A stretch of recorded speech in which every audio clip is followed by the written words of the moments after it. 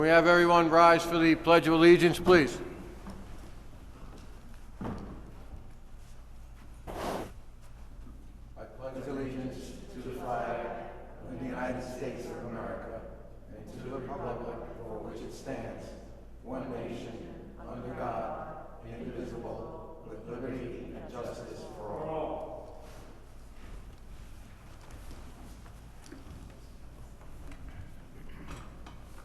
Okay. I'd like to thank everyone for attending tonight's Town Board meeting, Monday, August 31st. One note of order, I'd like to have a moment of silence for a man who served our country and a local resident for many years. Mr. Velastro passed away last evening, so if we could have a moment of silence for him.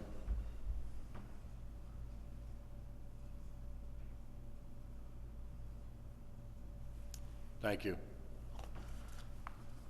Okay, we need a motion to open up tonight's board meeting. I'll make that motion. Cologne, second. Call the question. Bingham, aye. Cologne, aye. Cardone, aye. Scancarello, aye. McGinn, aye. Okay, so moved. Mr. McGinn, Yes. you have the local law number 3 for the CCR. Yes, is that Well, local law 3? Is that local law 3 we actually have is the rental property? well, it goes in order of when it's passed. So we're gonna make this local law 3 then? Yes. Okay. Duly noted. Okay. All right, the local law 3 is the conservation cluster residential floating zone. It's something that we've been working on for probably the last 18 months, close to 2 years, and it deals with the ability of the town board to designate or have areas that are designated because of their proximity to the village for certain economic development potential, as well as development for workforce housing, senior housing, and things that we feel are vitally important to the town. We all feel it's vitally important to the town. So we've gone through a series of public hearings. We have a test case, which is the Rye Hill Road corridor. The secret has been all done on this, and now the last piece of this is to adopt the local law. So I'd like to make a motion that we adopt the local law as read. Do I have a second? Second. Okay. Okay. Call the question. Bingham, aye. Cologne, aye. Cardone, aye. Scancarello, aye. Again, do you want Mr. Nugent, should I read the resolution to do so? You should read the be it resolved portion if you would like. You don't have to do it, but if you would like to.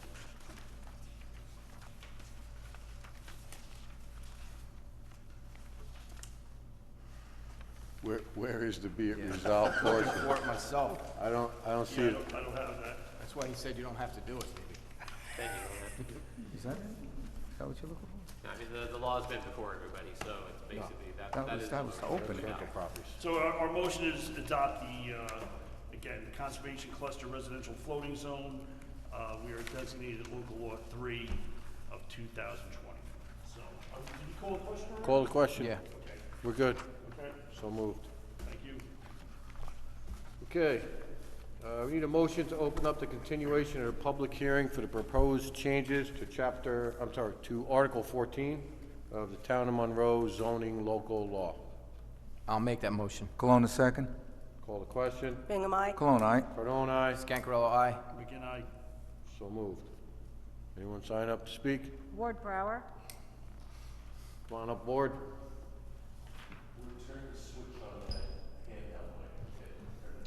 It's at the top, yeah. Here? Push it Push it towards up. Oh. Yeah, right. You could take it out of that stand if you want. I'm having trouble here. I don't want to break it, George.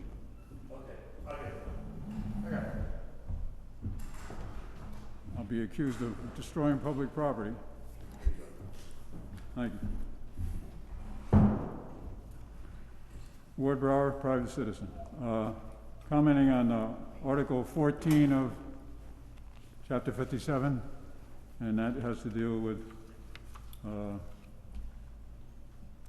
grandfather clauses.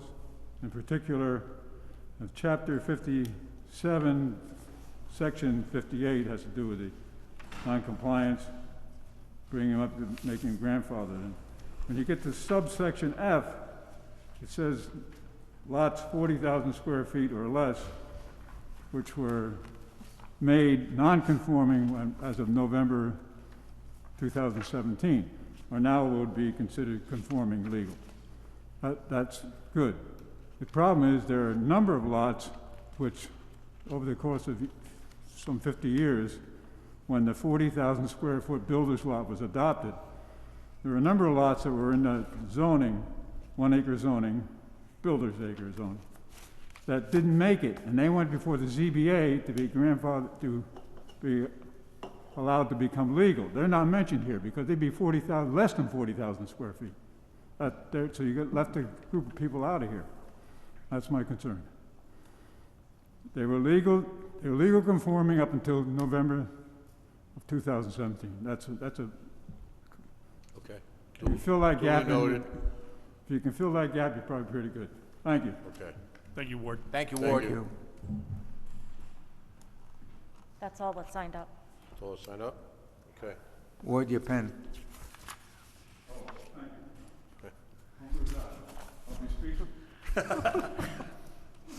All right.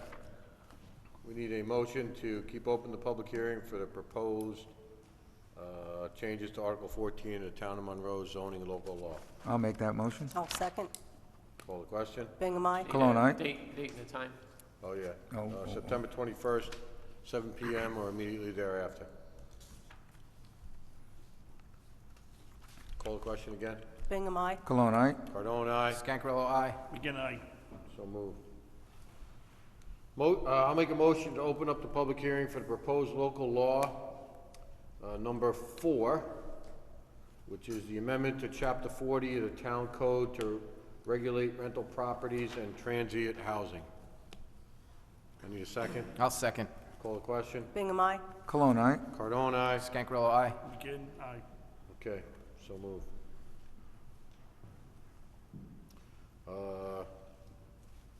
So we do have a draft before us. If you had a chance to read it, fine. If not, we're going to keep the public hearing open. Good. And we will take up, most of your concerns and comments at the September 21st meeting. I think it's a start. There are some items in there that need to be tweaked. But essentially, Mr. Nugent, do you want to give us a kind of a synopsis? Well, basically, there's two different things going on. One is transient rentals, which concerns, your typical prohibiting short stays and rentals of houses for weekends and things like that. That's the transient housing component. The other portion of the law concerns a rental registry, of implementing a registry where homes are being rented out within the town so that the town will have knowledge of the rentals themselves. So, this is just before the board for the first time. Again, there'll probably be a lot of discussion. There may be changes, but, we can take in any comments or input from others, tonight or at the next meeting when we continue it. Okay. All right. Any questions? Yeah, the application, all those things that are mentioned in the proposed law, that would still be worked out with the building inspector, correct?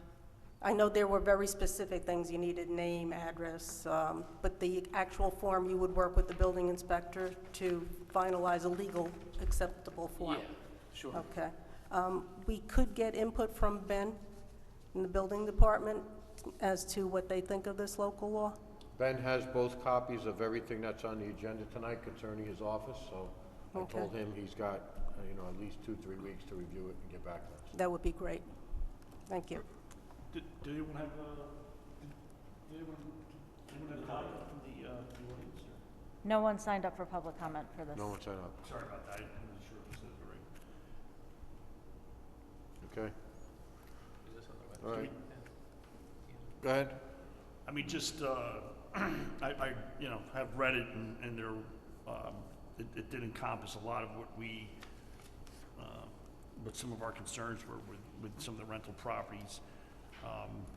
Couple of the things that I think, you know, I'd like to see, or I think would be great to see would be something that also addresses, vacant properties. So the landlord buys a property and then leaves it sitting empty, and we've seen that. We've seen that here. There's a house right over here on, that used to be a B&B right on Orange Turnpike right here that is just left empty. And that's concerning, because that's not good for, it's not good for anybody. And I don't know if this is the proper. Well, we do have something in the code regarding vacant properties, zombie homes. It's Yeah, gotta zombie be- homes are a little, I thought zombie homes had more to do with houses that were in foreclosure and then banks or other entities owned them and were not maintaining them. I thought that was, this isn't really a zombie home. It was a house that was bought by an Yeah, I don't think LLC. it's limited to that. No, I it mean, also pertains to homes that aren't upkept, Yeah. where, Yeah, all right. so. I just. But we can tweak it, I mean, Yeah, I have I no, just think there's no something, issue with that. having houses sitting empty is never a good thing, and, I can't understand in this real estate market that we're in right now, why a house would sit empty. To me, it's like if it's sitting empty, there's gotta be a purposeful reason for doing it, and it's harmful to the community to have that occur, and I'd like to see that addressed, whether it be in this law or other ones, and, the other thing I'd like to see is, a maximum number of people per bedroom. I think that's in here, 2 people per bedroom with a max of 8 for any residence. That would cut out a lot of this. Is that the ward rule? Listen, it's a good ward rule, because that is the one place that we can really. Yeah, exactly. Regulate that and not have, these,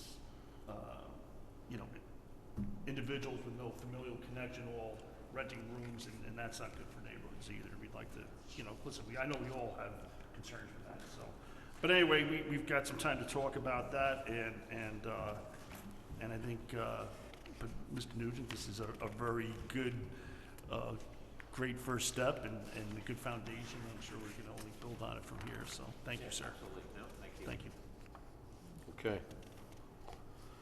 I'll make a motion to keep open the public hearing for the proposed local law number 4, the amendment to chapter 57 of the town code to restrict transient housing and regulate rental properties on September 21st at 7 p.m. or immediately thereafter. I'll second that. Okay, call the question. Bingham, aye. Cologne, aye. Cardone, aye. Scangarello, aye. Again, I, Okay, so moved. I'll make... What's that? Yeah, it should be 57. I'm sorry, yeah, let me amend that. It was written as 57, my mistake. Thank you, Ward. I will amend that to say chapter 40. No, it should be 57. should be 57? 57, not Should 40. go into 57. 57. Zoning restriction. Okay, Transient, I see, yeah, Yep. If you don't have 57. a 40, that would have been a new chapter had it No, gone. I know, it's what it says on my, that's my fault, on the agenda. 4.4? No, 4.3, I was reading. don't believe everything. Oh, okay. Yeah. Just keeping, no All worries. right, call the question. Bingham, aye. Cologne, aye. Cardone, aye. Scangarello, aye. Again, I, Okay. I'll make a motion to open up the public hearing to amend Chapter 23 of the Town of Monroe Code for Building Construction Administration. I'll second. Call the question. Bingham, aye. Cologne, aye. Cardone, aye. Scangarello, aye. again, I, Okay. So, just so everyone's aware, this was something that came up over the last year or so, but kind of came up recently within the last month and a half or 2 months.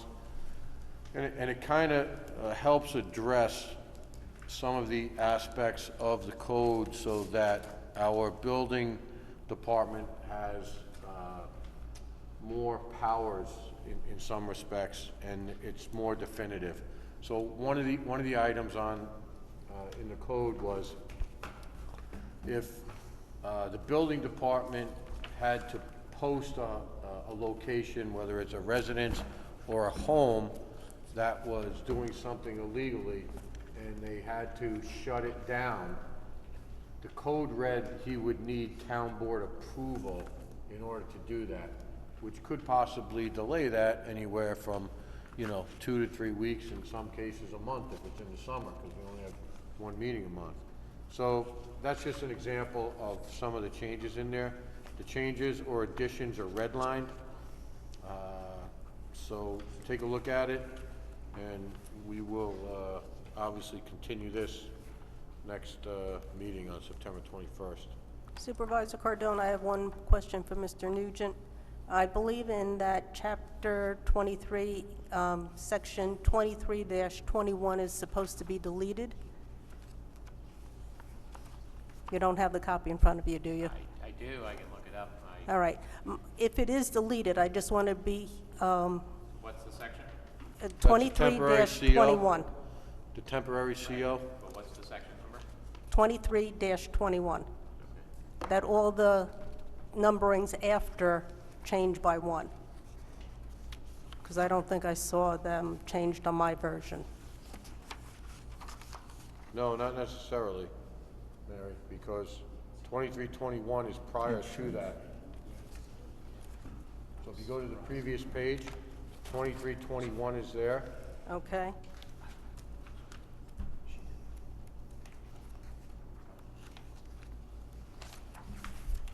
That's what I gave you this afternoon. Oh, okay. And I'm still looking, okay.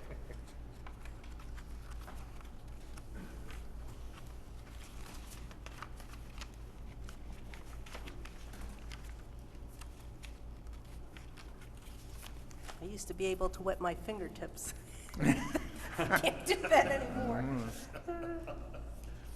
All right, so you're saying on 2321, go to the page before. I see, okay.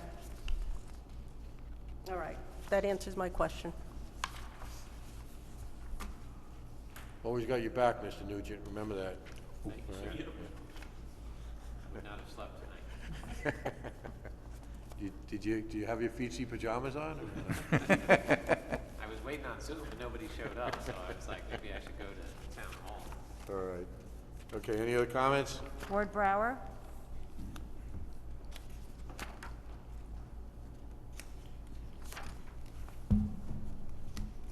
Ward Brower, private citizen. I didn't read the entire thing, but I did go through, and I see these changes. I could see the building inspector's point of view. It would make it much more efficient, what I did see. But what I was looking for and didn't see, that's what I was skimming through, was the caveat in there that if the building department tries to enforce a code and the property owner says that he has a license and is regulated by the New York State Department of Agriculture and Markets, that should be a red flag to the building department. As far as agricultural pursuits, they don't have jurisdiction. I've run into problems with this before, and the building department did not realize that. And it would save the town a lot of money and a lot of hassle. Okay, just so you're aware, they do realize that. But I should be in for future. It is in the Is it? code. It's in the And- code somewhere. I don't know exactly where. I thought it might be in here, but I don't know. No, because I had a conversation with Ben just yesterday on it, Okay, because we have, the silo on Ride Hill Road is supposed to be demolished tomorrow. right. And I asked Ben about that, if they had a permit, and he said, unfortunately, it's an agricultural building. Whether it's still an agricultural piece of land, they don't need it, so. Well, here's the problem you ran into before. If Ben did not see it in an agricultural district, he gave it no credence. I was not in an agricultural district, but I had been regulated by the state of New York for the last 50 years. And I tried to convey that to Ben, but Ben didn't see it. And it caused, put a ball in motion that took a long time to straighten out. And I'm trying to alleviate that in the future, that if a property owner has a license from the state of New York, that means they do the regulating on agriculture, not the building inspector. So what you're saying is if the property owner produces a license I did, and right. shows it to the building inspector. Right, he should know that. He should, that's not his jurisdiction. That's All my right, no, that's a concern. very good point. Because it did cost the town a lot of time and money and a lot of aggravation for a lot of people. Thank you. I remember that. Thank you, Thank you, Ward. Ward. Good point. To know, You're at the top of your game tonight, Ward. really are, Thank Ward. you. Thank you, appreciate it. Mr. Supervisor, are you talking, is this the stone silo, or? Yes. Really? Yeah. Yeah, That's the thing, that's a nice piece of history. yeah, yeah, Oh, okay. yep. That's all that's signed up. It's all signed up? Okay. Anybody on the board? Okay, I'll make a motion to keep open the public hearing to amend Chapter 23 of the Town of Monroe Code for building, construction, and administration on September 21st at 7 PM or immediately thereafter. I'll second that. Seconded by Councilman McGinn. Call the question. Bingham, aye. Cologne, aye. Cardone, aye. Scangarello, aye. McGinn, aye. Okay, so moved. Okay, item 5.1 is the general abstract. Abstract number 20.21. I'd like to make a motion to approve all those claims there, which total $564.85, provided we have 3 signatures on the vouchers. And I will second. Any discussion? Call the question. Bingham, aye. Cologne, aye. Cardone, aye. Scangarello, aye. McGinn, aye. So moved.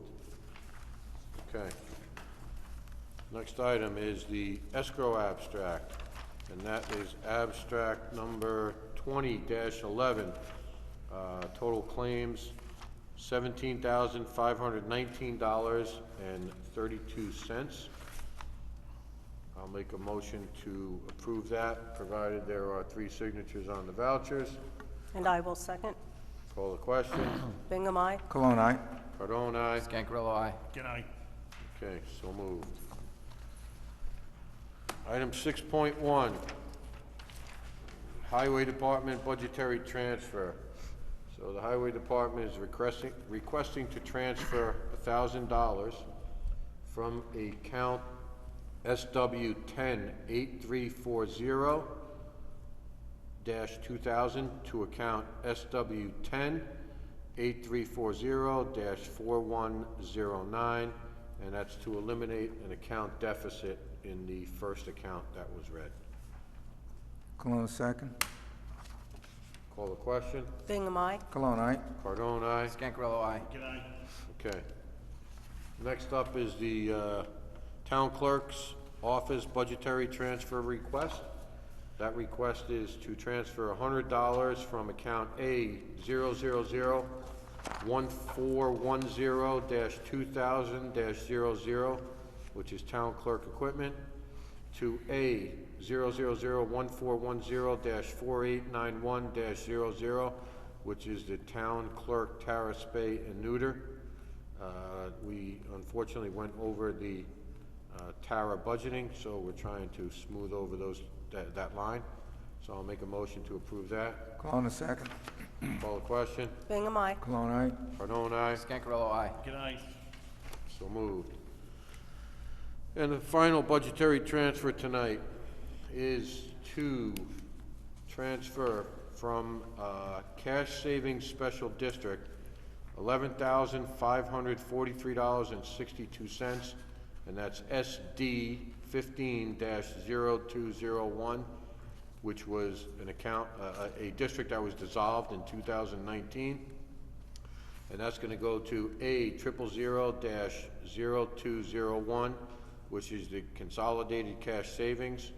And it basically, like I said, to move the cash, consolidate the special district funds dissolved at year end in 2018. So I'll make that motion. Cologne, second. second. Call on a second. That was submitted by the Finance Office. Call the question. Bingham, aye. Cologne, aye. Cardone, aye. Scangarello, aye. McGinn, aye. Okay, so moved. Item 7.1 is the acceptance of the August 3rd, 2020 minutes. Anybody have a chance to read them? Yes, I'll make a motion to accept the minutes. I'll second. Seconded by Councilman Scangarello. Any alterations, changes, modifications, errors, omissions? No? Call the question. Bingham, aye. Cologne, aye. Cardone, aye. Scangarello, aye. McGinn, aye. Okay, so moved.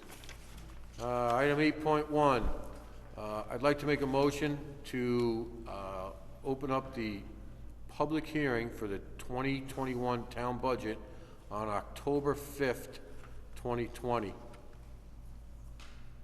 I'll second. Second, At 7 PM? 7 7 PM or p.m. immediately thereafter. Seconded by Cologne. Seconded by Cologne. Call the question. Bingham, aye. Cologne, aye? Cardone, aye. Scangarello, aye. McGinn, aye. Okay. Okay. October 5th. Yep. It's a regular meeting. That's a Monday, tonight. right? Regular town board meeting? Regular town board meeting.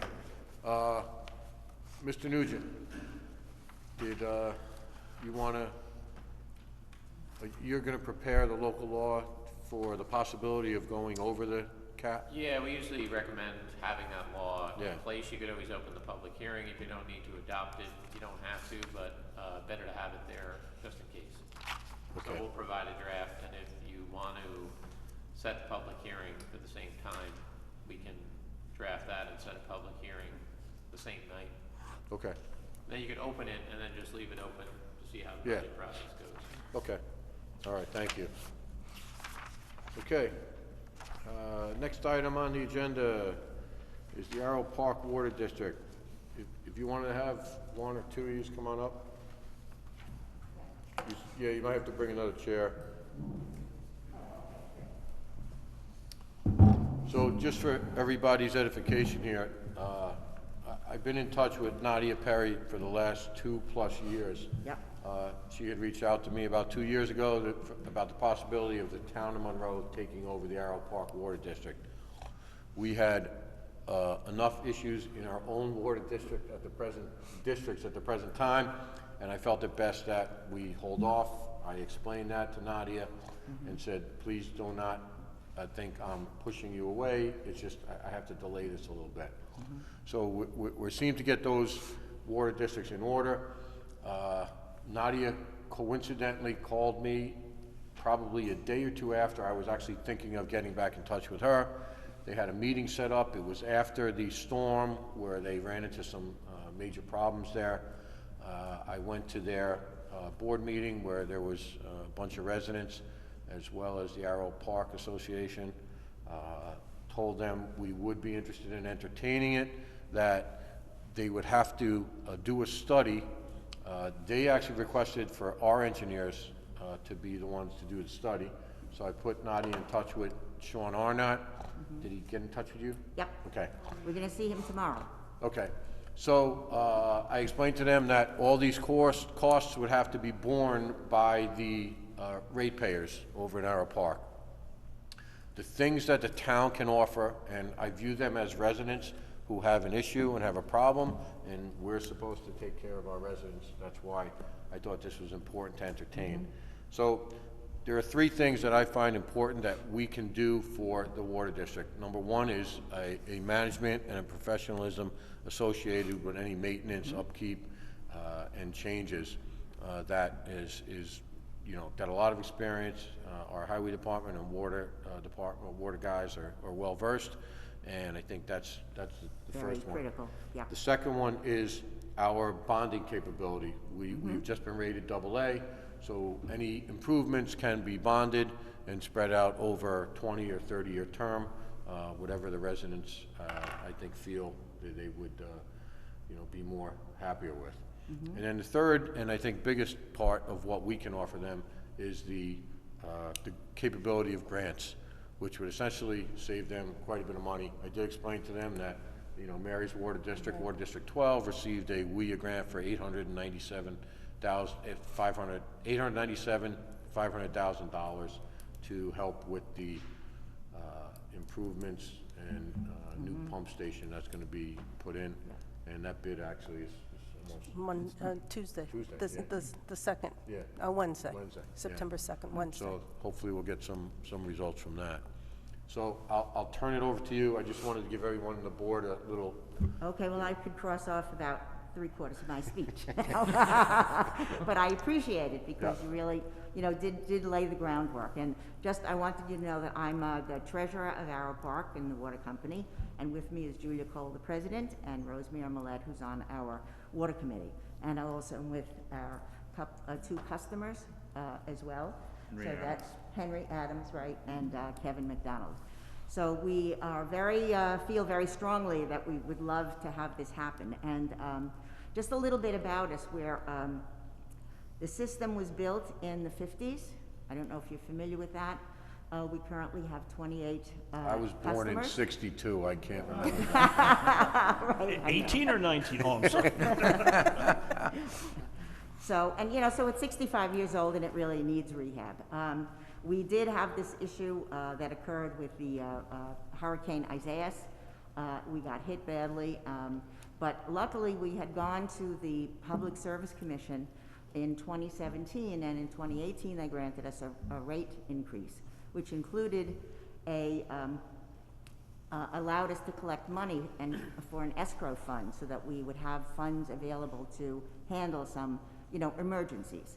Well, it came in handy, as did the actual rate increase, so that when Hurricane Isaiah showed up, we had $11,000. We have $11,000 when all the bills come in to pay that. Okay, but this past weekend we had a little bit of a disaster, because as a result of the hurricane or the storm, I guess, the pump went out. So we had to have someone come and replace the pump. And we did have a small leak, or a leak in our holding tank, and I think through all of this repair and work that was being done, it failed. And so now we have removed The the pump or old, the holding tank, ma'am? excuse me? The pump or the holding tank? Well, we or whole replaced the system? pump is in one place, then the holding Holding tank tank. is now gone too, and we replaced it with Okay. four pressure pumps. I mean, it's just got installed and re-hooked up, but amazing amount of work that they did. They were there for literally a day and a half, worked through Sunday until 3 a.m. in the morning to fix it. So, but we don't know how much that's, well, that's, you know, maybe $15,000. So we start reaching into funds that are really getting to be very much over the top. And in the past, Arrow Park has actually been able to support and I guess subsidize the water company, is what we like to say, because that's what we've done. But our business is failing and losing. We're going to lose money this year because of the COVID. We can't do what we normally do. So we are really getting into a bind in terms of how to handle this. And so what you mentioned is very important to us, the fact that we have this survey, this study, because we had reached the same conclusion with with things going wrong. Well, let's find out what the whole ball of wax was, so to speak, so that we could address it efficiently and have a plan. So we will have a plan, but what you may not know is that Arrow Park Water Company is run entirely by volunteers, except for JCO, who comes to measure the water. So Julia, and Rosemary, all volunteers. We don't get paid anything. And on top of that, we're not water experts. But your expertise will definitely come in handy, and certainly with borrowing, financing at low rates, and certainly grants, applying for grants, which we really can't do. I mean, we're too small. Nobody will pay attention to us. They really won't. So, and I understand you have a very good grant writer, by the way. So Yes. that's terrific. But we understand that the costs are going to have to be borne by the ratepayers. But, you know, we're all, Arrow Park, as well as all of the customers, are taxpayers. And we really, really need your expertise, your knowledge, and your resources to provide the services, the water services that we really need. So we are asking that you take us on as soon as possible. And I'd like to now turn the floor over to Henry. Okay. Henry Adams, Ramona, my wife, and I have been residents here in Monroe since 1978. When we moved into our home, one of the things that I noticed immediately was that when you turn on the shower, you could stand there for an hour to take a shower. The water pressure was absolutely horrendous, but we did have water, so I was able to install a booster pump and a storage tank, and therefore with that, we had usable water in the house. And back then we were paying $50 a year for water. Now it's $1,000 a year for water, and I don't have water. And neither do my neighbors, because we're at the top of the hill. This afternoon I went there to look at the pump. I didn't bring my phone with me. I took a picture of the gauge. It was at 56 PSI. Where the water storage tanks are, just a little ways up the hill, and pressure dropped already to 44. Now, when you go way up the hill, I open up my faucet, instead of getting water, I get air going into the line. One of the concerns there is that when air enters the water main, that's a bacterial concern, contamination. So now, all of a sudden, you know, on a daily basis, I'm injecting air into the system back and forth, because I don't know when I have water or don't have water, right? So I've gone through many, many pumps over the years, and my neighbors have installed pumps also. I don't know what kind of problems they're having, but nonetheless, we need to bring this system up to standard, because when I spoke with the Public Service Commission up in Albany, they told me that the minimum system-wide pressure should be 20 psi. When Julia came up to measure my pressure, it was 0. It was actually less than 0, but the gauge was pegged at 0, so we don't know how much lower than 0 it is. Okay? So therefore, the system is not up to standard at present. So the dilemma here is they're concerned about the old plumbing, that if they increase the pressure, that it may rupture the pipe, and therefore that would cause all kinds of repairs that they're not in a position to handle.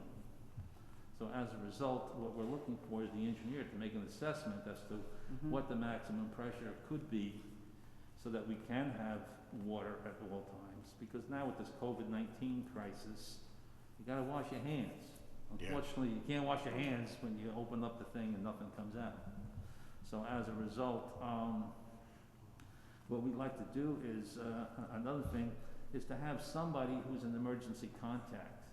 Because right now, Nadia and Julia live in New Jersey, and we don't have a local person that we can call. No, Julia lives in Goshen. Oh, she lives, oh, I thought she lived in New Jersey. No, Oh, so the other, she- the two of us, Rosemary and I live in New Oh, Jersey. Rosemary, okay, I'm sorry, got that wrong. Okay. But nonetheless, we don't have a person that we can call to say, hey, listen, we're out of water, because when Do I you- go out of water, the other people still have water down that. Right, bottom of the do hill. you have a relationship with a, you know, hydrogeologist, a well driller, or anyone?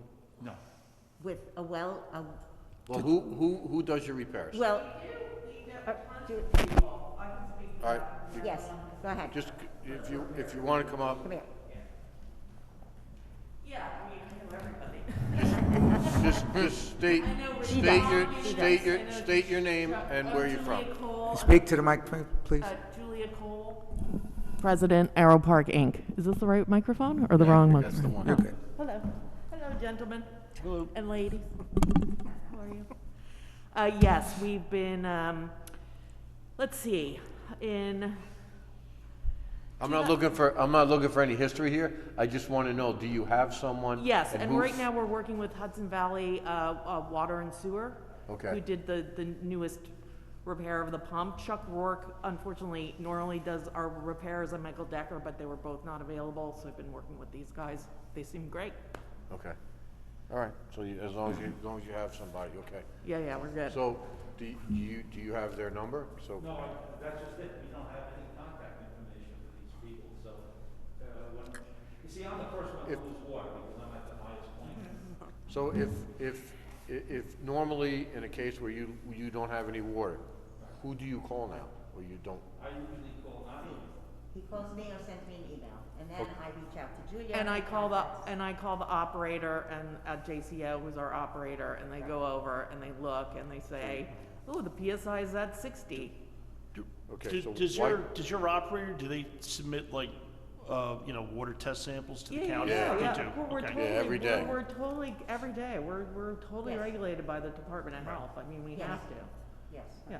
So, As far as the finances of the district, the private district, that gets, have you had like external audits, or is it all straight up, you know, just what you folks do? Have you had what? External audits? Yeah. Right. No, it's, No, I'm not saying you should, I'm just wondering, you know, no. yeah, No. okay. Well, see, Just asking. here's what the main issue is this. When, and it's not the first time that we've had issues with private corporations, what was it, Water District 14? 14, 12. 12 before And that. 12, You where name it. these water districts need continuous upgrades, and you also have to have money put aside for the emergencies that happen. Lines need to be replaced. This is something that's ongoing with any water system. So kudos to you that you have volunteers and people who are stepping up to help out, and then you have a company. But to be realistic, overall, it's a big burden to carry for a small group of individuals to do that on a regular basis. So coming over to the town, becoming part of it, yeah, it will cost you a little money, but in the long run, it'll save quite a bit. So, Right. I mean, I understand all the things you're going through. We've had other systems that we had to adopt years ago, and it cost quite a bit of money just to get them near to something that's workable for people. So it's good that you came before it completely failed. So you're on the right path, and we'll do everything we can. But I mean, we're sort of on the verge of failure. I mean, it's been years of this, and this last 2 weeks with the Isaiah and the pump breaking and the Sure. pressure tank breaking, and you know. We have that also with our and water then, district. you know, we're so- starting to look at what the, you know, our main lines, if we have a break in the main line, or all of the turnoff valves are been buried under Orange Turnpike, so we couldn't even isolate a leak. It's really a struggle. Sure. Right. It's I have a really question. struggle for us. I- We I- just don't I have the will let- money to do it. I'll let our esteemed attorney give you the, Wow. the timeline for something like this, you know, going forward. takes a while. Because initially what's gonna happen is, you're gonna get a report, we're gonna need maps, plans, and reports, but you're gonna get a report from MHE, and that'll start the process, but. Yeah, I mean, it can be long, but it really just depends on how fast the information is produced. But there is, a petition gets submitted by the owners, then maps, plans, and reports, it's a document usually prepared by an engineer, gets submitted, and then the town eventually would have a public hearing based on the information that's submitted, review it. It would be reviewed by the town's engineers to make sure everything, you know, looks good. And then ultimately, after the public hearing, if the town establishes the water district, they basically approve an order to establish the water district at that point. So it's really, I would say, the most time-consuming part is probably the maps, plans, and reports, you know, having that put together. The rest of it doesn't take that long. It's just the review process of getting that done, and then having the town's professionals review it. Okay, and so when you talk about petition, do you need a written petition, or is this the petition? No, there'll be a written petition needs to be And submitted. is there a standard form for that written petition, or how do we go Yeah, I about mean, doing that? You know, I won't say standard, but it's pretty standard. Okay. We've gotten other ones. You probably could obtain a copy from the clerk of previous ones that have been filed to see how that's From done. the town clerk? Yeah. Okay. Yeah, no sense reinventing the wheel there. Yeah, they could look at Water District 12 Okay, great. because we were in a similar situation Yeah. a couple of years back. Great, thank you. One other question I had for You you. mean 14? 14? 12. No, 12. 12. But We no, petitioned the No, town. but we had to buy 14. 14 was run by a separate entity. Just Well, the- we had to buy out of Mr. Zadoff as well. when was that? 12, gosh, 15 years ago, Well, maybe? that's what I'm saying, 14 is more recent, Oh, so. sure, Yeah. whatever Mary Ellen has easier access to. Okay. But I had one question. Yeah. You've never had your mains checked for leaks? We've had leaks in the mains. We've had a recent leak in the main maybe 3 or 4 years ago, but because we couldn't like isolate where the leak was, we had to have a detector come out and like try to figure Right, it out where it was. because I know New York Rural Water does Yes. free leak, okay, Yes, so and that's we've been who in you're- contact with them okay. as well. So we've Yeah. been, Okay, so that would help I Mr. mean, I've Adams. even started looking into seeing if that we could get grants ourselves, but I don't think as we're not a municipality, I'll tell you, we that's really can't- hard. We can't I've do been it. in You're that not gonna get position much. as well, I can and tell you that right like now. you said, small, private companies, it's almost impossible. Yeah. All right? I think we've come to the right place. Okay, Okay, thank you. Okay. All right. yeah, so, very much. once you, meet with Sean, Yes. if you want to, just have him reach back out to me. I'll be in touch with him too, but, and we'll see approximately how long he's gonna take to do that Well, analysis. that's great. We're gonna He's, be- I'm assuming he's gonna probably have to get into just about every household, and I know that you have some homes over there that have wells. No, There No? are two houses that are behind that have their own, that have private wells, but they are not a part of the community, and they never have been. They were built after the water community was already Okay. established. There are some wells, but they're no longer functioning. The- They're on the front lawns of the people's homes. Are they, One, are they disconnected from the system? Because we don't want any cross-contamination. No, there cannot be cross-contamination. Okay. Okay. Hey, just as a cautionary note, I mean, having the town, take over the district, bonding to bring it up to snuff. I mean, you can speak to Councilwoman Bingham. None of it's cheap. I mean, yes, the bonding. You'd be writing the town's coattails with the bond rating and all that, and that's great. But it's not. Mary can tell you it's great because you'll have the work done and the maintenance and all that, but it's going to cost people that live in the district. So people shouldn't be under any illusion that like their bills are going to go down or anything like that. Right, but the reality No, is if there's systemic failure, what are Yeah. we gonna do? I mean, Right, if yeah, the- no, I got you. I just people should be prepared for that. No, that's all. I explained that to them Yeah. at the meeting. All right, no, I just want to make sure, and then people getting I angry at us. actually told them, Councilman McGinn has very short pockets, so he doesn't want to spend anything. It's the arms that are short. Listen, he's the guy that does the budget. But no, well, listen, it's One thing to keep in mind is, I'm paying like 3 times what the people in the village pay for water. yeah. I'm paying $1,000 a year for water. Well, Well- just so you understand, I live in the town, and I have village water, so I pay 2 times the amount. Oh, you do? Yeah.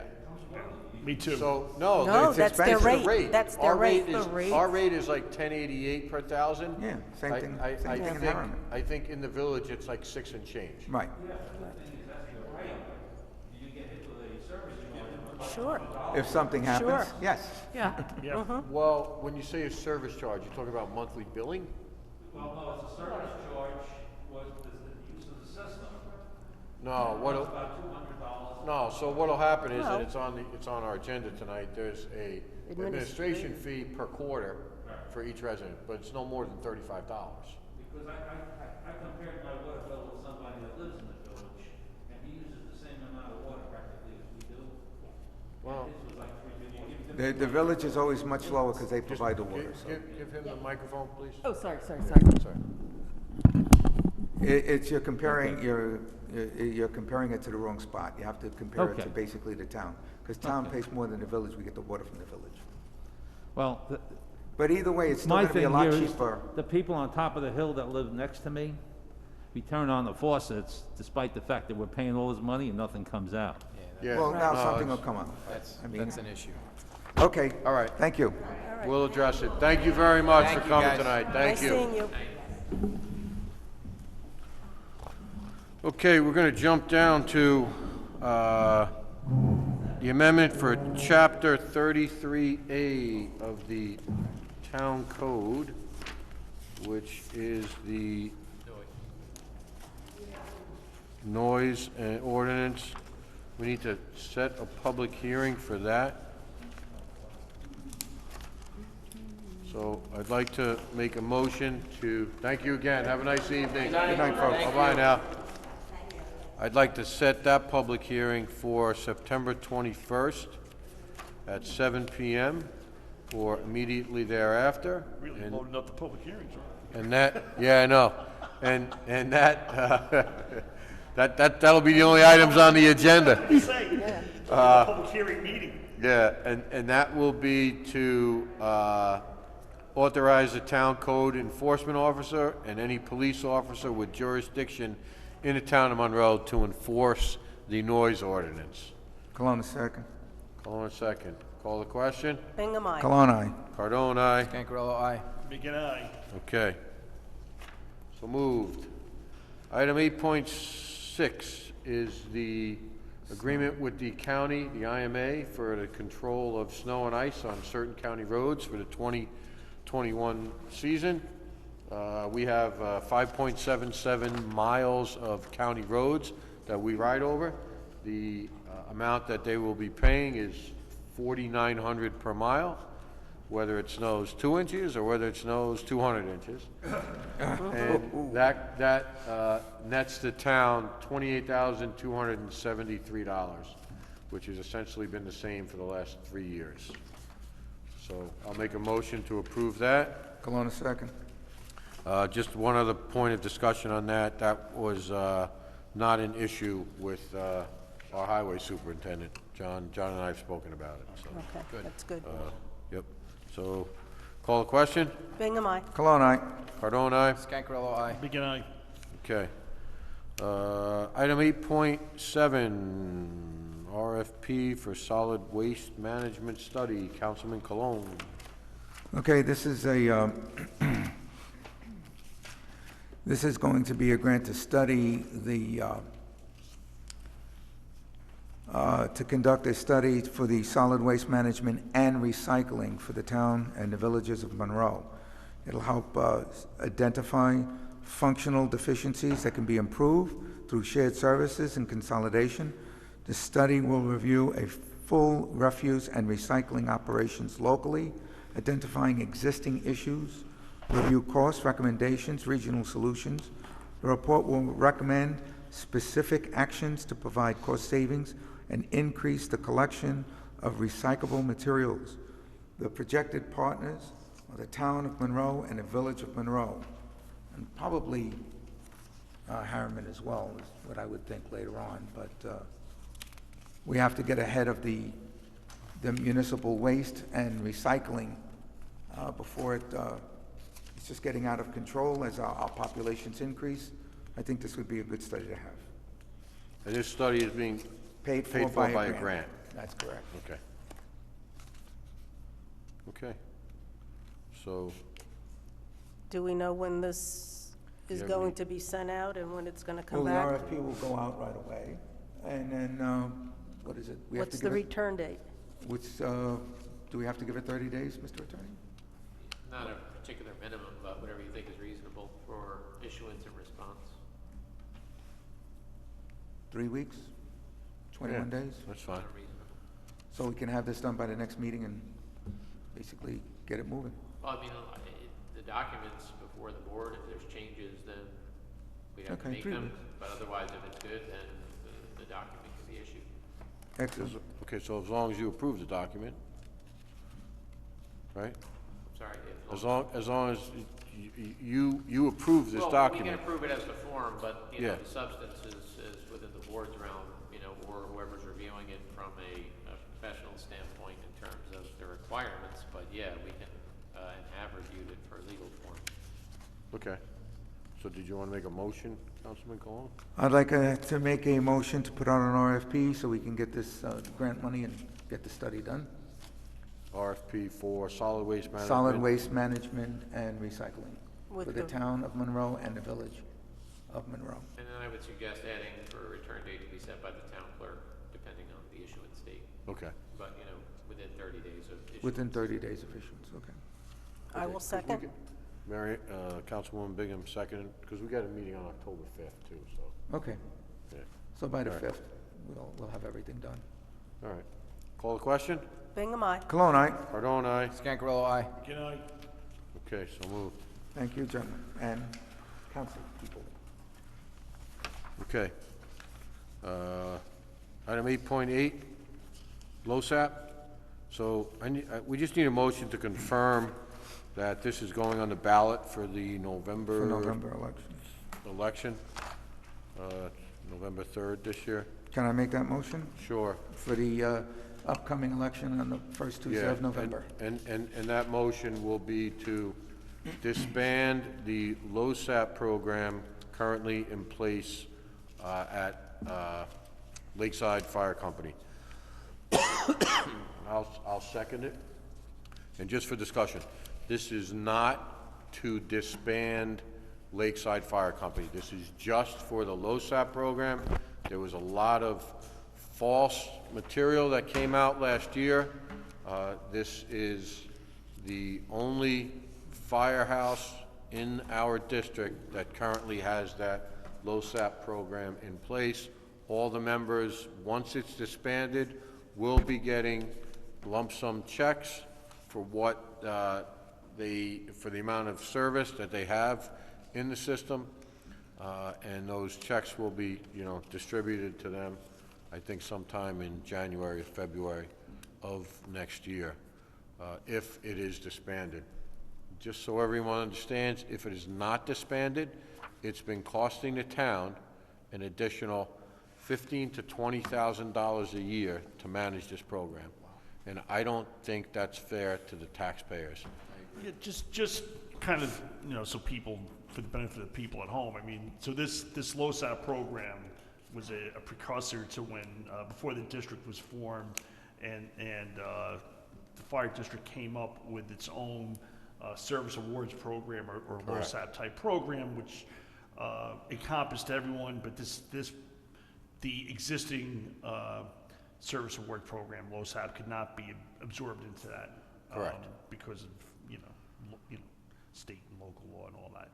So, I mean, how many people are we talking about that are still in the old LoSAP program? How many firemen? You know what? Volunteer I firemen? don't have it on me, but I want to say it's somewhere in the neighborhood of like 60 people. Is it that many? Okay. Yeah. I didn't think it was that many. I thought it was even less. Yeah. But yeah, I mean, listen, I think it's a lot of overhead for us to pay, because it's not, what is it, about 350 grand or something like that, or Something like that, yeah. is that what's in there? Yeah, I think you're about right. Maybe Yeah, four, so maybe I a little mean, more. it's a lot of money for us to lay out every year, basically Right. 10% for us to maintain this fund, and yeah, because we actually have to approve tonight a small payment to it. payment to, Yeah, okay. All right. Let's get it on the ballot. all right. Yeah. So, the motion was made by Councilman Cologne, seconded by myself. Call the question. Bingham, aye. Cologne, aye. Cardone, aye. Scancarella, aye. Again, Okay. We need to make a motion to approve a September payment for $301 to Hometown Fire for the replenishment of the LoSAP program. I'll make that motion. Cologne, a second. Any discussion? Call the question. Bingham, aye. Cologne, aye. Cardone, aye. Scancarella, aye. again, Okay. So moved. Next item on the agenda is the proposed changes to the town clerk's office fee schedule. So you have before you all those changes that are in red in the town clerk's office. Yep. So, for example, I'll go through the changes real quick. The one-year license for spayed or neutered dogs is going from, the proposal is that it's gonna go from 10 to 15. The 3-year, which the town clerk added, would be $40. It'd be a savings of $5. For unspayed or unneutered dogs, it's $20. That's gonna be changed to $25. And the 3-year for that is $65. The seniors over 65 dog license for spayed or neutered dogs is $2, and for unspayed or unneutered is $5. The late fee for any dog renewal after 60 days of the due date will have a $5 late fee applied to the license renewal. The replacement dog license tag has been changed from, or is proposed to be changed from $3 to $5, and a copy of the CD or video that comes out of the office is $20 currently. She'd like to change that to $30. And then the copy of a town map is currently $10. She'd like to change that to $20. And when a map has to be sent out for copying, it's $20 plus what the fee is charged by the printer. And then photocopying is currently 25 cents per page. She'd like to add an 11 by 17 page will be 50 cents. And I believe that is it. Yeah, those are all very reasonable. Yeah. I don't have any issues with those. I went over these with her. I was fine with all of it. So I'll make a motion to approve the changes presented to us in the town clerk's fees. Bingham to second. Give him a second. Mr. Nugent, can we change those fees? Does it have to be each year, or can we change them as of September 1? They can be changed at any time by resolution of the board. Okay, so I'd like to make those fees changed as of September 1. Add that to the proposal, right? Yeah, So we have to, all right, so we didn't vote, okay. I'll second that. okay. Second that. Any other discussion? Call the question. Bingham, aye. Cologne, aye? Cardone, aye. Scancarello, aye. McKenna, Okay, so moved. Good idea. All right, so the state bid extension for salt storage fees. Hold on, find that. So was approved by Highway Superintendent Cherney, and it's from September 1st, 2019, currently to today. And the delivery of salt between 9/1/20 and 5/31/21 shall meet the same requirements. Essentially what happens is authorized users are obligated to take 70% of their 2020 to 2021 filed requirements, and contractors are obligated to deliver up to 150% of the filed requirement for rolled salt and treated salt. The contractor has extended the period to fulfill the 2019 filed requirement through 8/31/2021, and then authorized users of multiple delivery sites, such as New York State DOT, county highways, and New York State Thruway, shall have their minimum, maximum quantities delivered salt determined based on the sum of all their sites serviced by a contractor.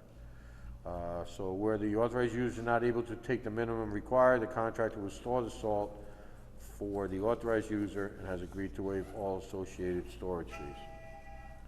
So that will be effective September 1, 2020, and the new base rate will be $2.63.2, I Yep. believe. Yeah. That's the fuel price. Oh, that's fuel. Yeah. Okay, Yep. so, do we have to make a motion for that, I'm assuming? For the, The salt For the storage? adoption. yes. Yeah. should.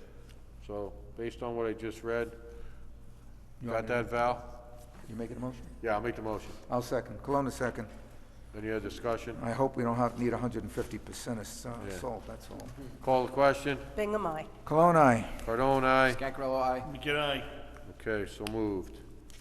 All right, next item is an electronics recycling event. Yay. I'd like to make a motion to approve the proposed electronic recycling event I'll second the discussion. on October 31st, 2020, 9 a.m. to 12 p.m.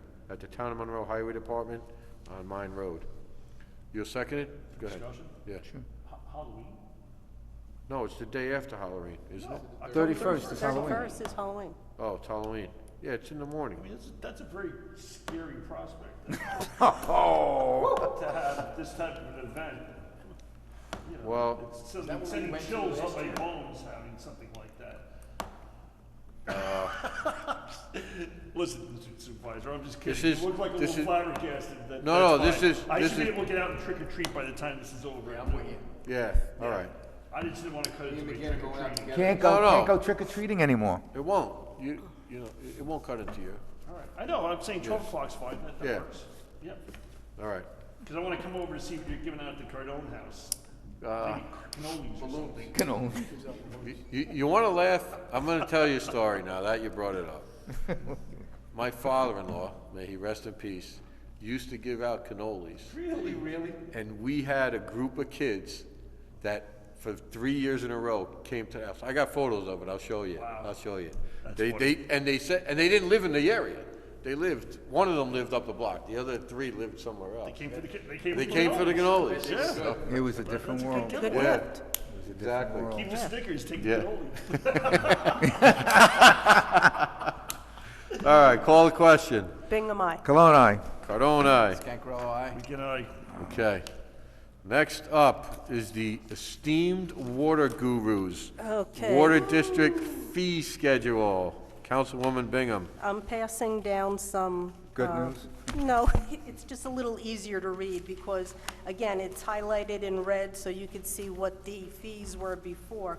The first part has to do with administrative fees. And you had sent out an email earlier, Supervisor Cardone, because we broke it down as to which districts receive their water from the village, because there's extra steps to be processed with their theirs, and the other 3 districts that are that have wells and are serviced by the town. So it's either $35 or $25, depending if it's a well service district or a village service district. Then the second part is the water rents, which people consider their rates. And again, it's based on what kind of repairs, what kind of maintenance, equipment that they're going to be buying in the future. So some of the districts had very low rates, like Water District Number 2, Horizon Heights. They were only paying $2 per thousand. So we're increasing that because there is possibility that one of their wells might need some work. And one of the things is a hydropneumatic tank, I believe, over there. They can be a little bit expensive, so we're trying to keep the rates in line with what work needs to be done there in the future. So again, the old rates are in black and the new rates are in red. So Water District 1 would go up to $13. Water District 2 would go up to $4. Water District 7 would go up to $13.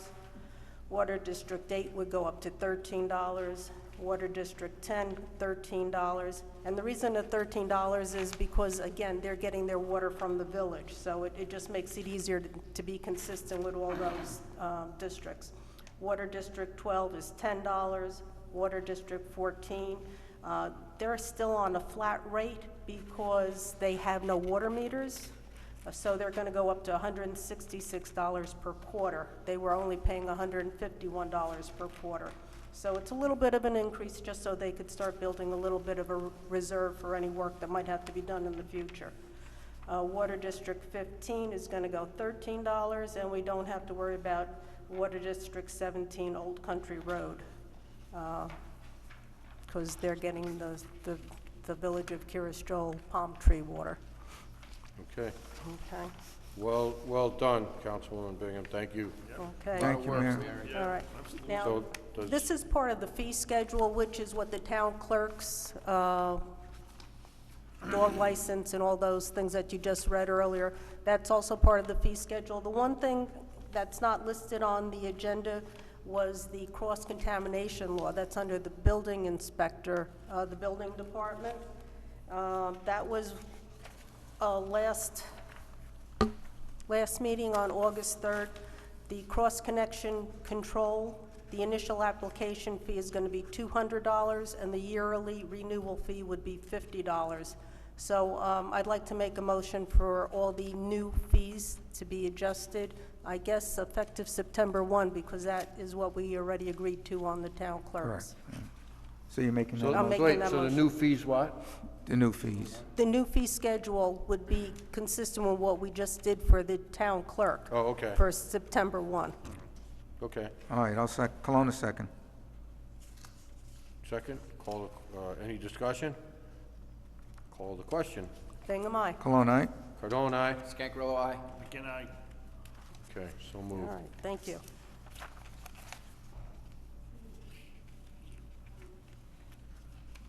I think that might be Ron Cosser. make him show ID.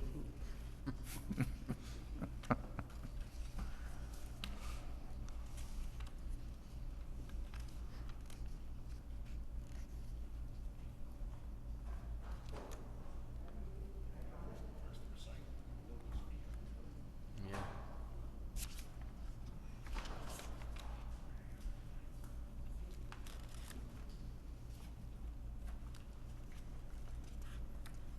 Okay, so that is approved. The only thing I'm thinking now that I'm looking at it, so the fee for the overdue water bills, it says 10% of the outstanding balance. So, That's the penalty, I guess you would call no, yeah, it. no, I know that. Right. But how are we calculating that? Because, I talked to Roberta, and they seem to have a handle on it over there. They do look up the resident, and then they can make an adjustment, and they get the information to the town clerk. I don't understand the internal workings, but Roberta all right, so does do I'll it. go over with them. I'll leave it, Okay. I'll leave it there. Only because I know the village charges you 10% per month. Oh, Yeah. Or 20, it's 10 or 20% per month. well, the next time we do the fee schedule, we could look into it again. Yeah. Okay. All right. So moved. All right. Public comment? Ward Brower? Ward Brower? Thank you again, Mary. You're welcome. Ward Brower, private citizen. Just commenting again, made a comment a couple of meetings back. I think we should have stayed on Zoom, my personal opinion. If we did have a heavy turnout, people wouldn't be able to get in here because you're limited to what, 35, whatever it is. And I see some public behavior that needs to be corrected sometimes. That meeting 2 meetings back, I watched, I'm not mentioning any names, I watched a public official get to this microphone, take his mask off. Now, this mics don't get desanitized or sanitized. Between speakers? Not between speakers. No, that That's did what he not said. happen. That's his point.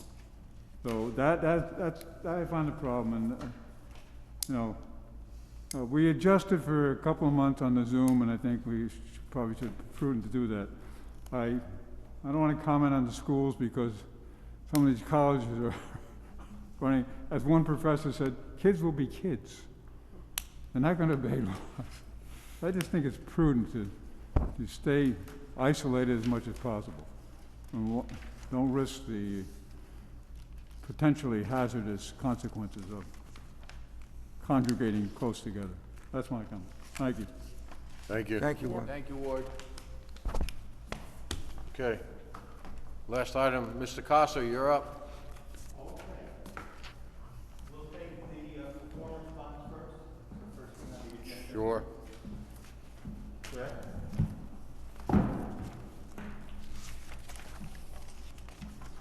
By the way, I actually would laud the board for opening this up in an in-person meeting. There's been, I think, Chester to some extent, Monroe and Crawford.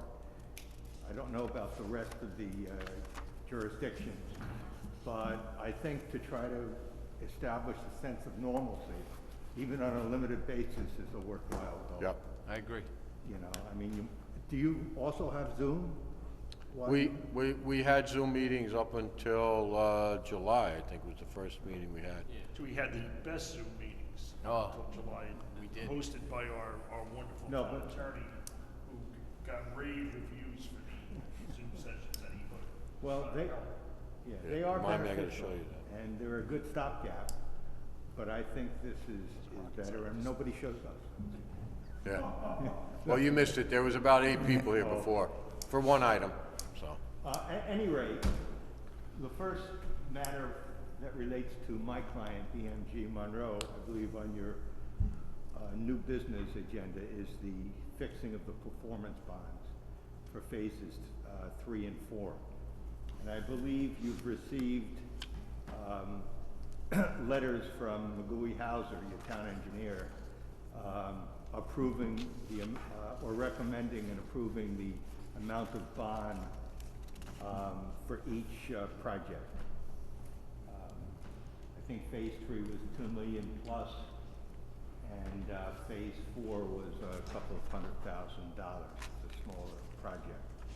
And I mean, it's standard fare to have your town engineer review whatever the applicant's engineer submits, come back with any comments, and then he then he makes his final determination for recommendation. So we would request that you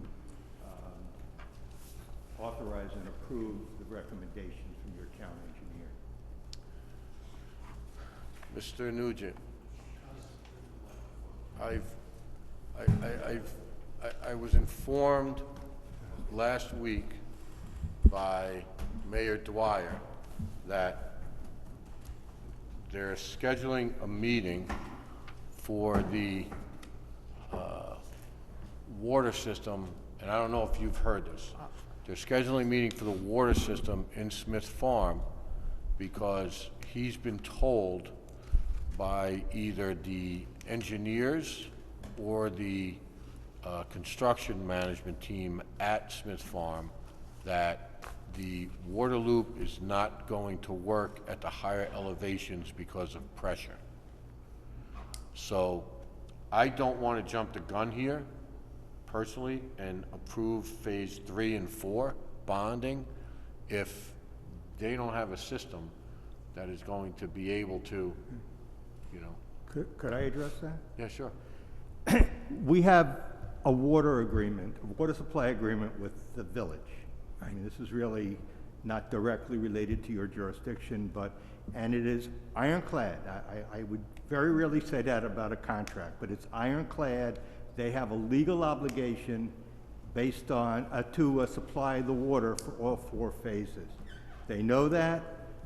The town they have to instruct their town engineer to redesign, the water engineers, to redesign the water system. There is no problem doing it from an engineering standpoint, just more money. They didn't want to spend the money. And that's what it's all about. When you say they didn't want to spend the money? No, the town did not want to spend the money. The village. No, The he's a village. village. I'm sorry. The village did not want to spend the money. We, one of the taxpayers, have contributed over $400,000 to that system. They're obligated to do it. They didn't do it. We accommodated the village. We could have built the water system ourselves, but they had a better idea several years ago. And we said, okay. And they cannot now come back and say, sorry, we don't want to spend the money to supply you with the necessary pressure. That's a separate issue. This is only an issue which allows us to ultimately get the map signed and get the bond fixed, the maps signed, and the phase 3 and 4 maps filed in the Orange County Clerk's Office. These are approved projects. For some reason, they apparently are crying wolf, but they're going to have to do what they have to do, or they're going to expose themselves to substantial project damages. And I don't think there's any question, and I think the 2 issues are separate. Here we're asking you to fix the bond, which has been approved by your town engineer, so that we can post a bond, which we will do, bonds I should say, and then submit the maps for signature, as we have done in the past. And one of the reasons that I am here tonight is because phase 3 has to be filed sometime in November. There's a 3-year rule, okay? And if, for any reason, we pass that deadline because of administrative delay, that's going to cause damage to us. I don't see this as, obviously, assume you approve the bond, okay? And assume the maps are signed, for argument's sake, and assume we file the maps. We're still back in the lap of the village to battle out the issue of the water pressure. It's a separate and distinct issue. And believe me, we will, and I believe based on all of the water supply agreement and the 2 amendments, we will prevail in court. I'm very, very comfortable with that. I don't think there's any question about that. I think their own village attorney knows that. There's politics being played here. No, I'm not playing politics. No, not you. Oh, okay. When I say there is politics playing, I'm passing the blame to the village, okay? Because this is nonsense, with all due respect. Not from your standpoint. No, I get it. And I was very upset when I found out that this is the direction they're taking. We'll have to face that battle separately, but we're here to get the bond fixed so we can legally get the map, post the bonds, get the map signed, file the maps. That's all we're here for. Okay, so- It doesn't mean that if we don't have proper water pressure, we'll never get we may not get a building permit. We certainly wouldn't get a C of O. Okay, So I don't see how one. With that said, that's your opinion? No, that is Your- the mandate of the village per the agreements they have signed. Okay, so that is your opinion on the mandate per the agreement that the village signed. I would like our attorney's opinion, and I don't want to jump the gun here. I don't think we have to approve this evening. I got a letter from our engineer. I would like him to do maybe a little more research, as I would like any board members to do a little more research and see if what you're saying is fact. Yeah, I have no problem with that. Okay. Mr. Nugent, I believe, has all of the water agreements, supply agreements, which I've furnished him in the past. I'd be glad to discuss this matter with Mr. Nugent, but I stand by our position. I'm not posturing, I'm just saying. No, I know that, and I respect that. You know, that's why they hired you. So, okay. Are we still, I don't know if Ron, you're aware of the issue with this roof that was constructed on the green area in Smith Farms? I'm sorry. There was a roof constructed on a green area that was not supposed to have any development, apparently put up on the developer's property, not on private property. I spoke to Mr. Rossborough about it, explained this is not a typical roof case. I'm familiar with the litigation, but they put this up on developer land, developer-owned land that was supposed to remain green space with no construction of anything on that green space. And I haven't heard back from him, but I believe Mr. Maldonado was withholding further approvals until that was resolved. Okay. So, I do not know anything about this. yeah, and I didn't speak to Mr. Cosner. Yeah, no, I know, because it was reached coming out. from a different attorney. But I get don't it. think it's been resolved, and I haven't heard back from him, and I explained to him, you know, he sent a nice letter explaining all the roof litigation, which I'm familiar with, but this is an entirely different situation, because as I explained to him, this is property still owned by the developer, and the developer agreed there would be zero construction. So now the developer apparently put up in a roof on a green area that was not supposed to have anything on it, not on the people's property, which would have been a different case. And so I explained that to him. He said he was going to look into it. That I haven't heard back on that. So as far as I know, Who is the attorney? Rob Rossborough. Oh, Rob, Yeah. okay. Well, I'll have to give him a call. So Ben confirmed to me that it is in the open area that was supposed to remain green, and that's where it was constructed. So I explained to Rob, I said, this isn't a case where they tried to make it initially that the homeowners put it up, or they didn't know who put it up, but now that we know it's on the developer's property, or the, development owner's property, then it's no longer some residents putting it up. It means it's kind of being sponsored at this point by the developer. So I don't think it can be there under those circumstances, especially in an area that was supposed to remain without anything on it. So that remains an issue as far as I know. Ben had indicated not long ago that it was still there with no change. Well, I will have to consult with the other council, find out the particulars. If, however, what you're saying is correct in terms of the scope of the approvals, then you're correct. Yeah, and like I say, we're sensitive, and I understand the laws, and I explained that to Rob. I said, if it was on their backyards, that'd be a different situation. But because of where it's located, I think that's the issue. And because the only way it could be there is with the BMG's approval, that's where the issue arises. So I just think that needs to be resolved as well. Where is it located, do you know? I'm sorry? Do you know where it is located? I think on Osser Court, Yeah, what's the main road in front? Gilbert? Smith Farm. Smith Farm Road. No, but I'm saying Gilbert. it connects to Gilbert, so I think it Gilbert, runs- you come up Smith Farm, Right. And as it bears to the left, I think it's behind the homes either there or on Osser Court. Yeah, and if you look at the maps, there's that green Okay. area indicated on there, so it's running through there and I think out towards Gilbert behind the houses in an open space area. Well, let me speak to Rob, and we'll get back to you, and hopefully we can resolve that Okay. issue. Appreciate it. That's a Thank you. Thank you. You had another item?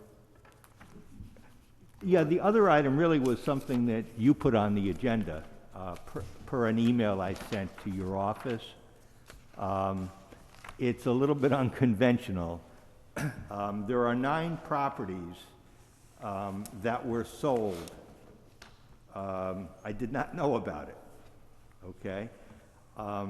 They're not telling you this? You didn't know about I a lot did of not know about it. I swear on a stack of Bibles, I did not know about it until I filed the grievance and then filed the tax certs. This is something that, just based on my history with your prior assessor, would have been resolved. I just couldn't make contact with her, and, you know, she was on the way out. And I guess her mindset wasn't on resolving issues. Whatever it was, there were 9 units that are subject to these tax certs that I brought, that had been sold at different periods of time between March and July. And the amounts of the sale would normally, under the tax certiorari law, would normally fix the value for the assessment purposes. They would look at the most recent deed, assuming it's an arm's length transaction, and I'm representing to you they all were.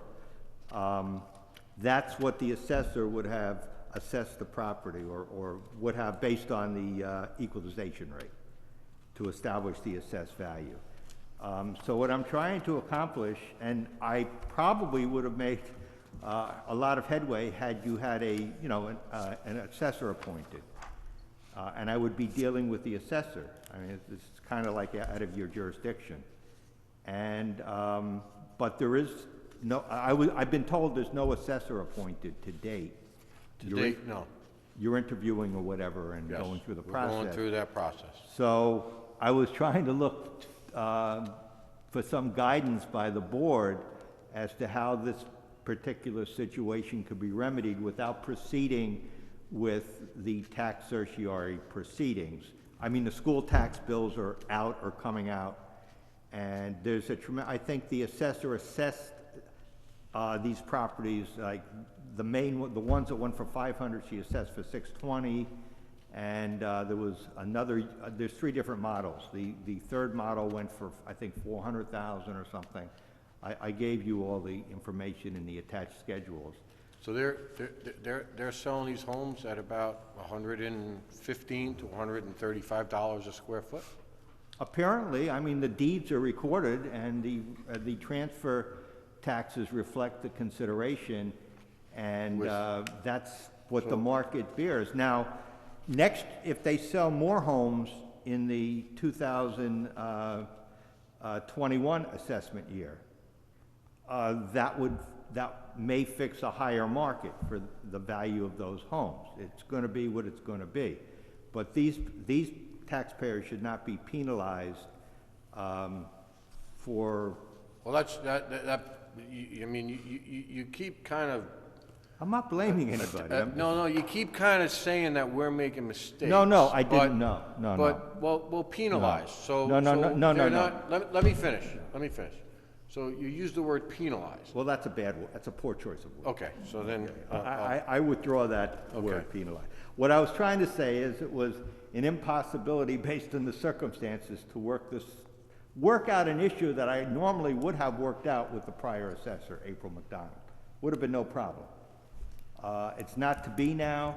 There is a process, an administrative process under section, I believe it is 523 of the Real Property Tax Law, which allows for correction of errors after the filing of the final roll.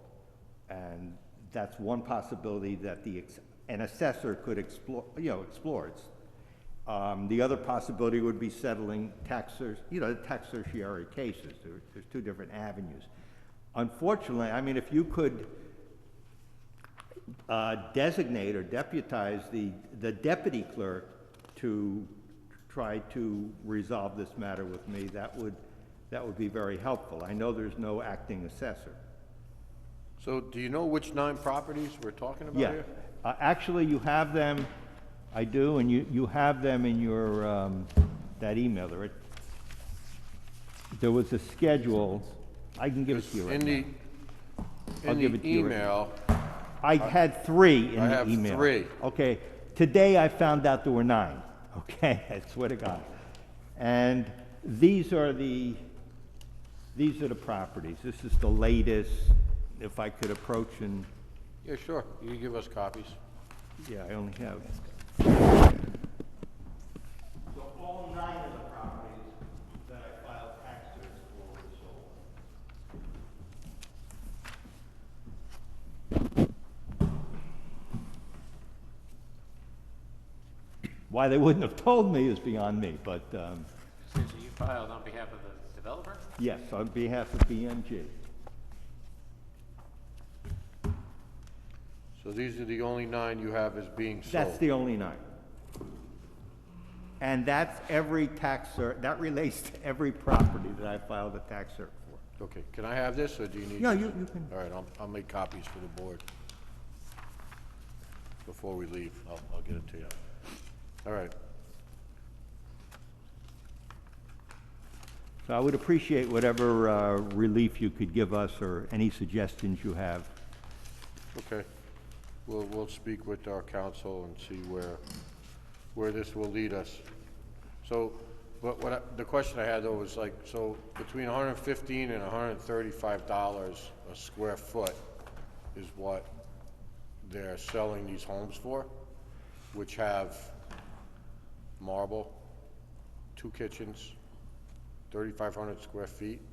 You don't find that to be? No, I a don't, because great you price? can, no, in all honesty, I don't, because in Brigadoon, in the town of Woodbury, much bigger houses are selling in the 600s and 650s. They tried to sell these houses for 650 and up. And what happened, what they found out in the marketplace was they're not competitive with the Woodbury type of homes, which are larger, have 2 acres. I think the big killer so far has been the lack of land. They're stacked on top of each other. So, no, that's what the market. That's how you climb the building. What's that? Well, That's how you climb on the building. It's not, I know what you're saying. No, but it is what it is. The market is what the market is. I mean, the recent sale, if it's arm's length, establishes the value. It's conclusive. Yeah, but then under law. there's a trade-off where you have a pool. I understand, they have all the amenities. Somebody with I a large understand. house might not have a pool. But they don't have 2 acres of land, and they don't have 4,000 or 4,500 square foot of a single family. I think Brigham has 2 acres either. There are others, and right. Woodbury Junction. Yeah. There are developments there which have far more square footage, 2 acres of land, and, I mean, it's a nicer house. They thought that So what you're saying is if there were comps that were in the 3,500 square foot range, I have comps. you could understand if that was? I have comps in the same square footage range with more acreage right in the town of Monroe that are lesser. They're assessed at lesser values, and they sold for lesser values. When did they sell? Recently, within the last year or 2. I mean, they were relatively recent sales. In this particular case, you have, the deeds speak for themselves, they really do. And they, as I said, if the next 10 houses go for 650, then that would establish a new level for the assessor when the houses are complete and the C of O is issued and the houses are sold. And ultimately, it might be 620, I don't know. But right now, we have 9 sales at either 500,000 for 2 types of units and 400,000 for the 3rd unit.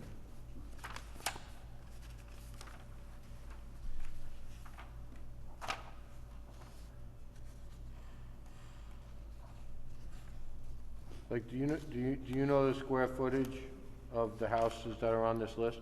3,000 to 3,500. Actually, I have them here somewhere, and I had them in that email that I sent to you attached. It had the square, I believe it had this, yeah, yes, it did. Yeah, I'm looking at it right here, and I can give you, you have it already, but I'll give you a copy if you.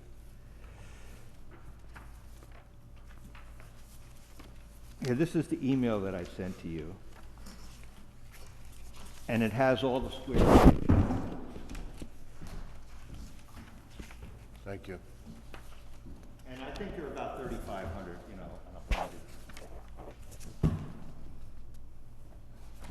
know. They're the ones that are, what is meant in the column county square foot versus real square foot? There's a different method they have for calculating the square footage, but it gives you an idea. Yeah, because you have 1, 2, 3, 4, 5, 6 of them are 3,600 or larger by the real square footage. That's right. 36. But that being said, they sold for what they sold for. And there were recent sales, and they were all pretty uniform. That's all they can get, because there's other competitive properties. So based on that, Mr. Nugent, so if they decided to sell this home for $200,000, it's got to be assessed for $200,000, or is it the value of what is inside the home? I don't think that necessarily what sells in one particular subdivision for new homes is necessarily determinative, you know, for the value of the home. You've got to look at comparables. You don't just look on that street. These are new homes that are all being sold, you know, at the same time with the same features, but, you know, they're also being sold by the developer. I don't know the extent of the advertising that went on here, whether they're marketed, you know, or they're not marketed. But there's a lot of factors, and it, you know, presumes, as Mr. Kosser mentioned, an arm's length transaction, and there's no other, you know, reason that, you know, the prices would be lower than surrounding, but that's, you know, a question of comparables ultimately, to look at similar square footage homes and say, all right, what are they selling? Not just in that subdivision, but in the town of Monroe, generally a comparable, you know, house. If a block away, you know, there's 3 homes of the same size selling for $650, then yeah, you would have, an assessor might look at that and say, the houses are worth more than that. But ultimately, in a tax survey, you know, it goes to an appraisal if it gets that far, and, you know, there's a determination made on the values. But the law is that a recent sale, if arm's length, is the best and most conclusive evidence of value. And this subdivision is a little bit different than a lot of the other subdivisions. To a certain degree, you're comparing apples to oranges because of the density of it. A lot of other subdivisions have the 2 acres of land. It's a different situation. And that's why they couldn't sell these. Believe me, if they could have sold it for $750,000 each, they would have done it. I mean, it's against their interest to decrease the price. And So why, let me ask you, why aren't the homeowners coming before us? because I filed on behalf of the record owner at the time of the valuation, at the time of the tentative assessment on May 1 or thereabouts. And I did, and I did not find out about this. 3 of them I did not find out about it until a couple of months ago, and the rest I just found out today, as crazy as it sounds. I mean, that's the way But it any is. relief will be limited to the time period that, you know, BMG owned this. In other words, it only will be for that period that you're dealing with. That It wouldn't be for when the houses were It sold. wouldn't be for now that there's another owner. They own it on a taxable status date, the new owner would have. So basically, for when the houses were sitting unoccupied. we're talking. Yeah, up until whatever time Yeah. period it was sold, you know. We're not going to profit from this. We're gonna give the, this is really for the homeowners. Yeah, but you're not listening to what he just said. Well, no, I heard what if he were to proceed and there was a reduction, obviously the homeowner benefits from that, but in other words, it doesn't challenge the next year or the year after. In other words, if they owned it on the taxable status date and brought the tax cert, that would continue for that period. And if there's a reduction, obviously it by the very nature would benefit, you know, the person living there, but BMG couldn't bring a cert for any point after that ownership period. Okay. But nevertheless, even though we were the record owners, we're gonna give we intended to give any reduction back to the owners.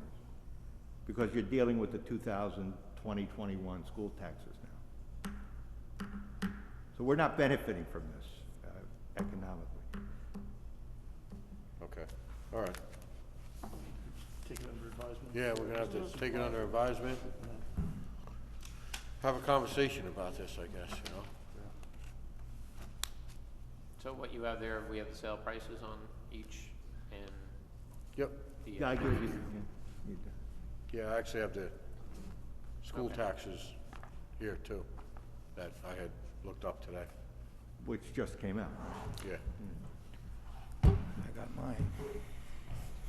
so, all right, thank you very much. Thank you. Thank you. Appreciate it. Guy, Mr. Costa, thank you. Thank you. Have a good evening, safe trip home. Okay, thank you. Yep. Brian, take care. All right, you got it, thanks. Okay, with that said, if there's no other business, which I don't believe there is, Executive? anything to cover? Mr. Nugent?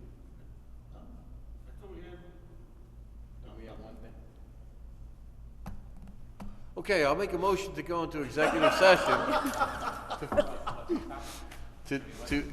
to discuss, contract? Yeah. Yeah, okay. To discuss contract, negotiations. All right? Do I have a second? Second by Cologne. Seconded by Cologne. Call the question? Bingham, aye. Cologne, aye. Cardone, aye. Skankarello, aye. Megan, aye. No, we'll run in the, Yeah. we'll run in the, office quick. Hey, Brian, so I know when we filed local laws in the past, hey, Val, does that get sent to? Okay. Sent where?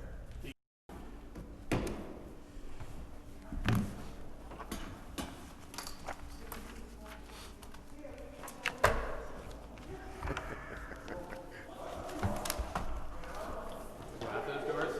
What's that? Do you go out those doors, or do you have to go out that? No, you can go out those doors. See, it says exit. Emergency exit. But you can go out then.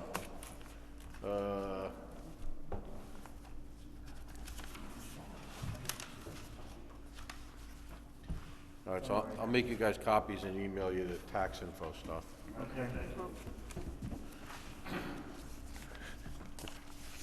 All right. Motion to return to regular session? I'll second that. Cologne. Question?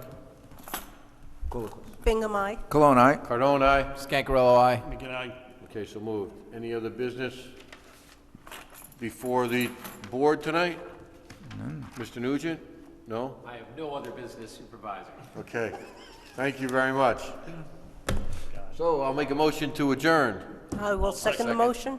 What's that? I will second. Second the motion. Call the question. Bingham, aye. Cologne, aye. Cardone, aye. Skankarello, aye. Megan, aye. So moved.